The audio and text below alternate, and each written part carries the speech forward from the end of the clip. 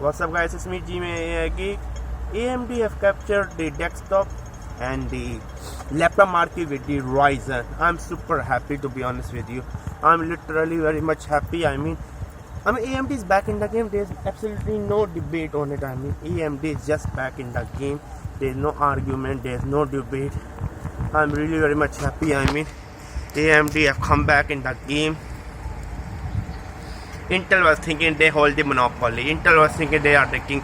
Intel was thinking no one can beat them, but they are absolutely wrong.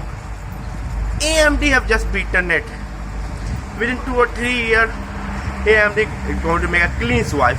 5 years ago, what was the condition of AMD is now going to be condition of Intel just within few years. If you hold a monopoly, you try to give us a crappy performance without innovating. Do not get me wrong, the 8th generation Intel CPU are one of the best, but the problem is that we have the Ryzen architecture, we have the Zen 2 architecture. Then we have some choices. Few years ago we do not have any choices. Intel was that, get this or shut your mouth. Now we don't have to shut our mouth. We have AMD.